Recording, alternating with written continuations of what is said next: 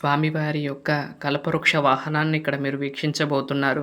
అదిగోండి చూడండి ఆ కోదండరాముడు సీతాదేవి, లక్ష్మణుడితో కలిసి ఈ విధంగా ఆ వాహనం మీద మనకి దర్శనమిస్తూ ఉన్నారు. ఈ యొక్క వాహన సేవలో స్వామివారిని దర్శించుకోవటం వల్ల ఏం కలుగుతుందో ఈ వీడియోలో తెలుసుకుందాం. ముందుగా అయితే నా వీడియోలు చివరి వరకు చూసి దయచేసి లైక్ చేయండి. మీరు లైక్ చేయడం వల్ల ఈ వీడియోలు మరికొందరికి వెళ్తాయి కాబట్టి దయచేసి లైక్ చేయవలసిందిగా కోరుకుంటూ ఉన్నాను. ఈ యొక్క కల్ప వృక్ష వాహనం మీద మనకి స్వామి అనుగ్రహాన్ని కలిగిస్తూ ఉన్నారు. అయితే ఈ యొక్క కల్పవృక్షము అనగా ఏమిటి అంటే కనుక మనకి కోరింది ఇచ్చేటిది అని అర్థం. అంటే అన్ని రకాల పళ్ళను ఇచ్చేది ఈ యొక్క వాహనం. అలాంటి వాహనాన్ని స్వామివారు అధిరోహించి ఆ కల్పవృక్షంలో వాహనంలో స్వామివారు మనకు దర్శనమిస్తున్నారు. ఎవరైతే ఆకలితో ఉండి ఎవరైతే ఉంటారో వారందరికీ కూడా ఆ పళ్ళను ఇస్తూ కల్పవృక్షంలాగా అందరికీ కూడా సహాయం చేయాలి అని సందేశం ఇస్తూ స్వామివారు దర్శనమిస్తూ ఉన్నారు. మన దగ్గర ఎన్నో ఫలాలు ఉంటాయి, మన దగ్గర ఎన్నో రకాలవి ఉంటాయి. వాటిలో మనం దానం ఇవ్వాలి. ఎంతో కొంత మనకున్న దాంట్లోనే కొంచెం దానం ఇస్తే ఆ యొక్క దానం చేత కూడా మనకి పుణ్యం కలుగుతుందని చెప్పటానికే ఈ యొక్క వాహనాన్ని అధిరోహించి మనకు దర్శనమిస్తున్నారు. కల్పవృక్షము అనేది, కామధేను అనేది మనకు కోరింది ఇస్తుంది అని అంటారు. ఇవన్నీ కూడా క్షీరసాగర మథనం అప్పుడు వచ్చినవి. కామధేను కావచ్చు, లక్ష్మీదేవి కావచ్చు, వారితో పాటు వచ్చిన వారే ఈ యొక్క కల్పవృక్షము. అలాంటి వాహనాన్ని స్వామివారు అధిరోహించి మనందరికీ కూడా దివ్యమంగళ స్వరూపంలో దర్శనమిస్తూ ఉన్నారు. ఈ యొక్క వాహనంలో దర్శించుకున్న స్వామివారికి మనకు కోరిన కోరికలన్నీ కూడా తీరుస్తారు అని చెప్తూ ఉంటారు. కల్పవృక్షానికి అంత పవర్ ఉంటుంది. కల్పవృక్షము అనగా అన్ని పళ్ళతో కూడిన చెట్టు అని అర్థం. ఆ చెట్టునే కల్పవృక్షము అంటారు. అన్ని ఆకులు, అన్ని రకాల పళ్ళు ఉంటాయి ఆ యొక్క చెట్టుకి. ఆ చెట్టు యొక్క మనకు ఏ కోరిక తీర్చాలన్నా కూడా ఆ చెట్టును అడిగితే ఇస్తుందంట. అలాంటి చెట్టును వాహనంగా చేసుకుని మన కోదండరామస్వామి వారు ఈరోజు మనకు దర్శనాన్ని ఇస్తూ ఉన్నారు. ఈ విధంగా స్వామివారి యొక్క అలంకారము అంతా కూడా చేసుకొని కనకాంబరపు మాలలు, అలాగే మల్లెపూలు అవన్నీ కూడా అలంకరించుకుని మనకి దివ్యమంగళ విగ్రహస్వరూపుడై మనకు దర్శనాన్ని ఇస్తూ ఉన్నారు స్వామివారు. చూడండి, ఒకవైపు బాణాన్ని పట్టుకొని మనకి దర్శనం ఇస్తూ ఉన్నారు. స్వామిని దర్శించుకోండి.